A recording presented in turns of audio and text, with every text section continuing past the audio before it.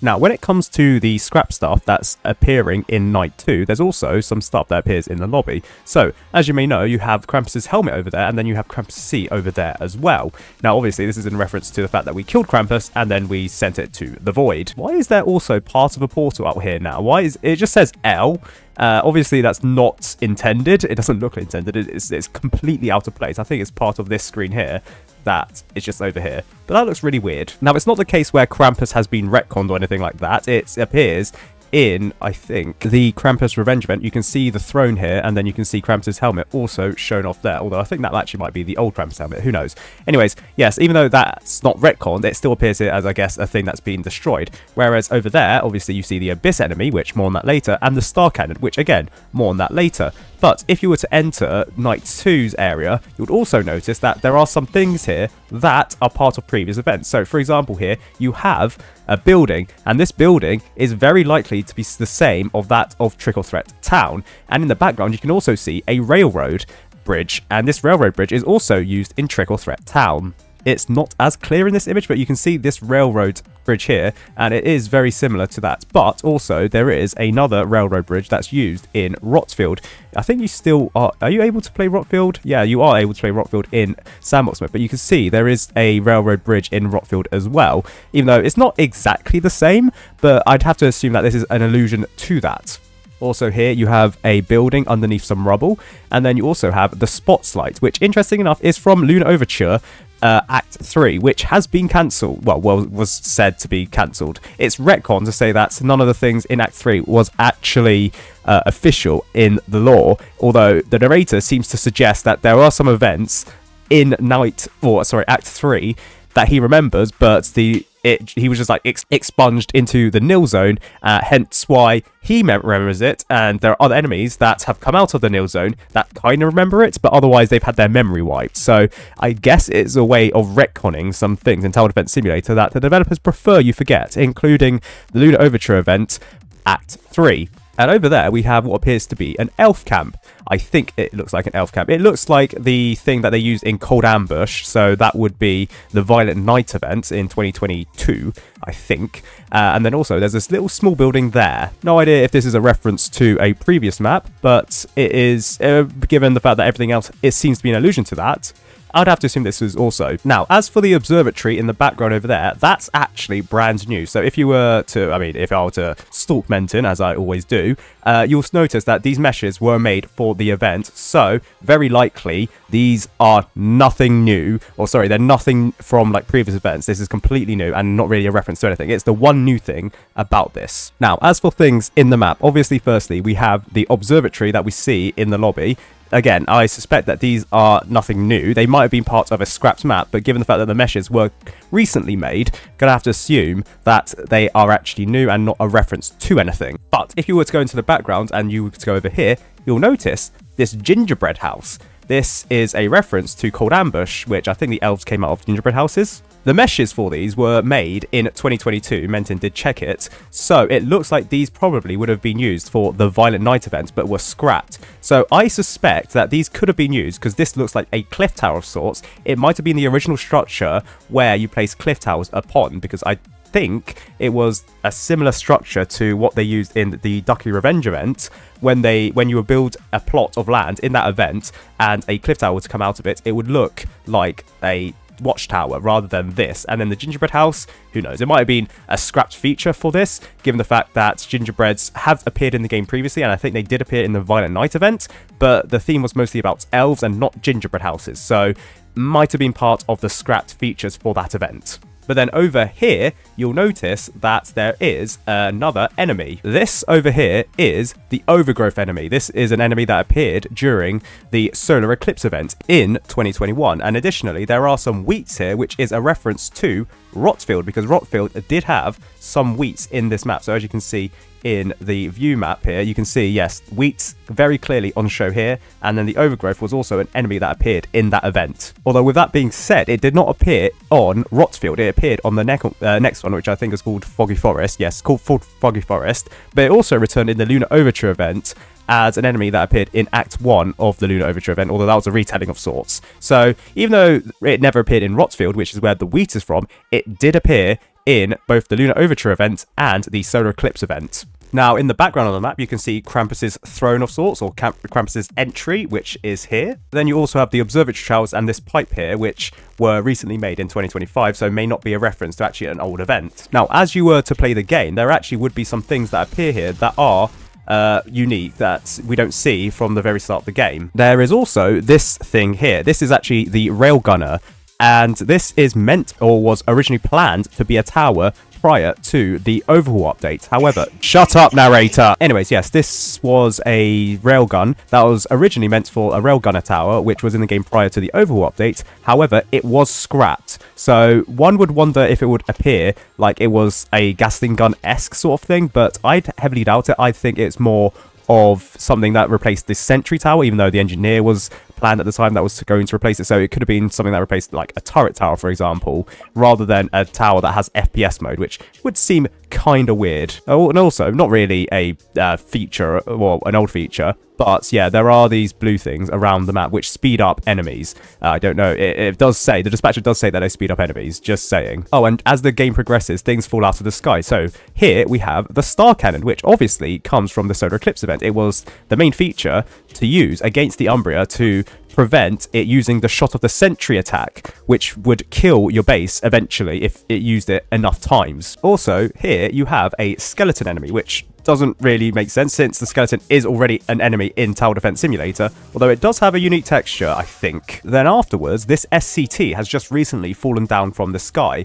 This is obviously a reference to an old Hidden Wave enemy. This does use the old model for the Scout, but the SCT also uses the Scout as well. So yeah, it's confirmed that this is the SCT. But additionally, there is also this enemy. This enemy, actually, funnily enough, is, I believe, the developer, not the developer enemies, sorry, the A, B, and C enemies. These are scientists, and 3 of them fall out of the sky as the game progresses, which is a reference to the old enemies, A, B, C, from the Hidden Wave. So yes, the Legacy Hidden Wave is being mentioned here in this map, which is very interesting. Right, what's next to fall down? Oh, it's the TDS logo. It's the old TDS logo. So this was... I don't think it's used anymore, and I'm actually not sure if it's the original TDS logo. Not the original TDS logo, but the one that was used after the overhaul update, but before the January 2023 update, where the developers changed it to the version that we have in Tower Defense Simulator now. But also, the giant statue of the Sentient Titan has appeared here. Now, the Sentient Titan, I think I can say, was actually in Tower Defense Simulator as an enemy.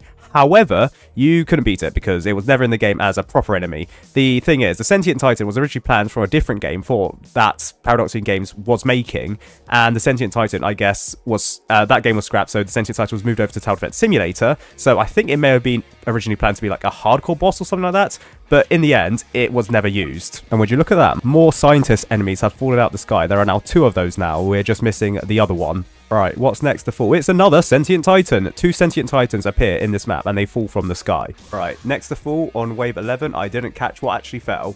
I think it is the 3rd scientist enemy, so that means this is A, this is B, and this is C. Obviously, A, B, C, they are actually the same model. The only thing difference is that their torso is a different colour of marble. So A was green, and then if you have B, that was blue, and then C was red. Now they did actually have different statistics, but they use the same model as you saw. I also wonder if these like crates here, if they're like from Outpost 32, if anyone remembers that, because they do seem familiar and they do seem like they're from Outpost 32. I think I'm also inclined to believe that the objects that fall out of the sky are random. They don't appear in a set order. Feel free to correct me on this in the comments, but I do think that it is a random order which they fall out of the sky from. Right, next is over there in the rocks. I believe that was the Abyss enemy that has just fallen, even though it just fell straight into the void. Never mind, actually. It's this SWAT van. Yes, the SWAT van. The developers still remember it. I believe the SWAT van is actually still in the code for Tower Defense Simulator. I beg your goddamn pardon. As I was saying before, I was so rudely interrupted.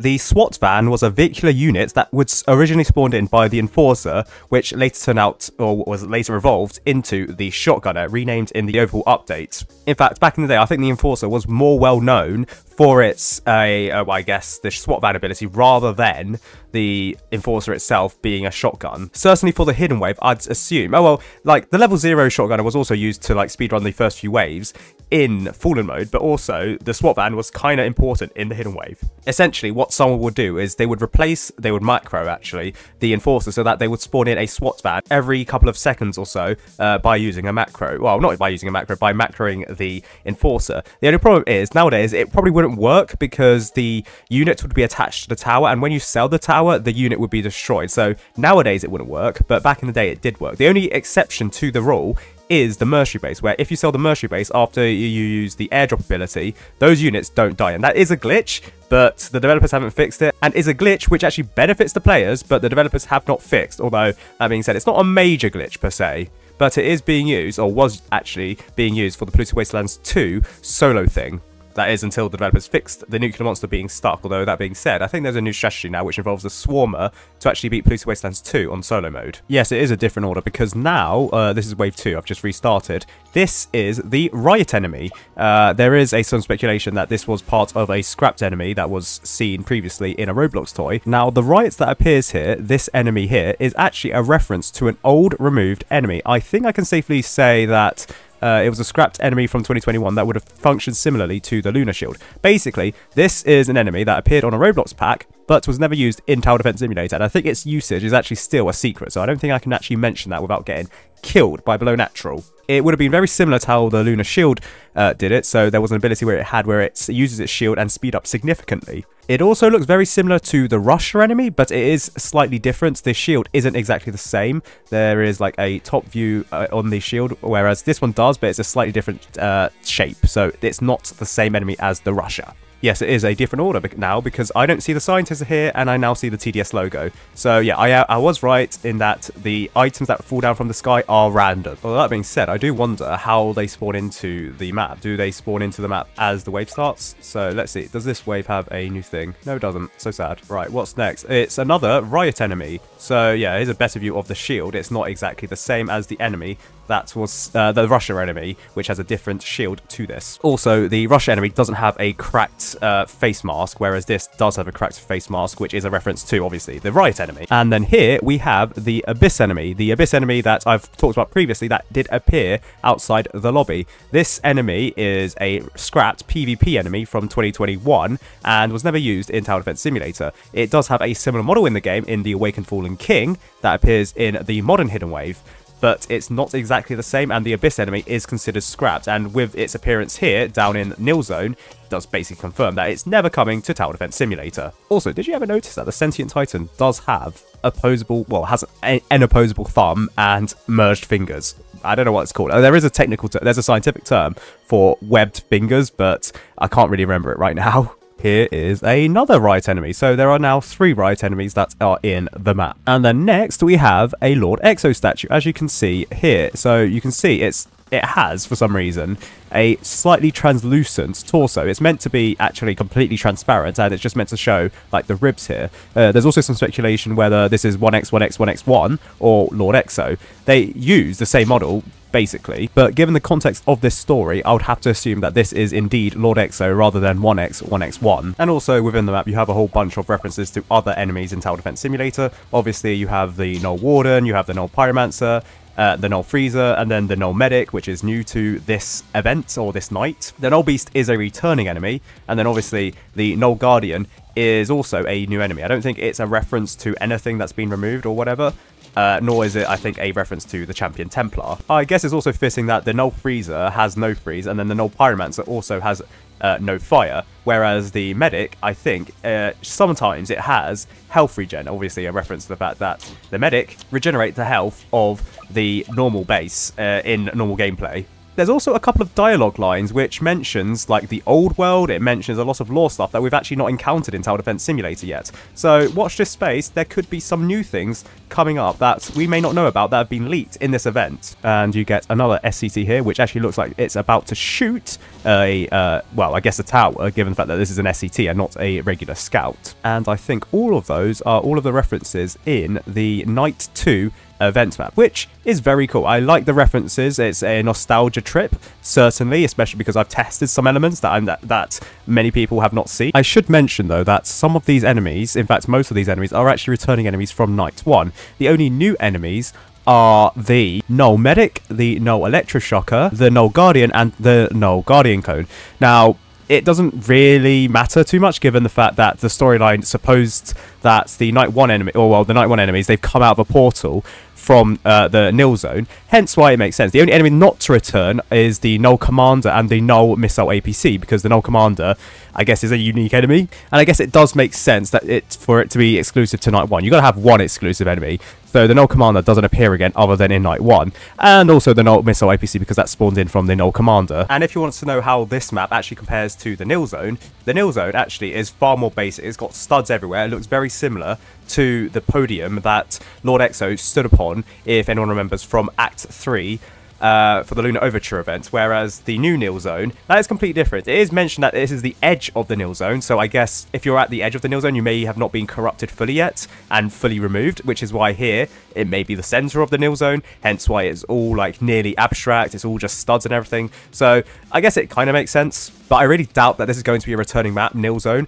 to Tower Defense Simulator, at least from here. From the live event, it may return, but for like the Night 3 map, I don't think it's going to return. Just to mention that it's still the case where these enemies here, the new enemies-ish, have actually returned, apart from the Corrupted Conserver and the Mechanical Rot. The Mechanical Rot is technically a new enemy, but it's still not appeared, so one would assume that either the developers have removed it by accident from the logbooks, or the developers are planning it for Night 3, I'm not sure which one it is. The Unknown Boss and the Unknown are returning enemies, so is the Enigma, Actor 3, Actor 2, and Actor 1. Executioner is a returning enemy as well. The Corpse, that's just whatever. Breakers, obviously whatever. Eclipse is a returning enemy. Corrupted Blightwalker and the Corrupted Horror are actually new enemies that haven't returned to Night 1 or Night 2, nor have any of the other corrupted enemies, the Corrupted Reverence, the Corrupted Wrath, and the Corrupted Terror. One would assume also that they are like corrupted versions of the version that was used in the Hexscape event, for example, like the Rotting Terror. So I guess they're original enemies that have just returned, so may not actually return for Tower Defense Simulator, and I guess the new enemies like the Nulling and the Null Beast have returned.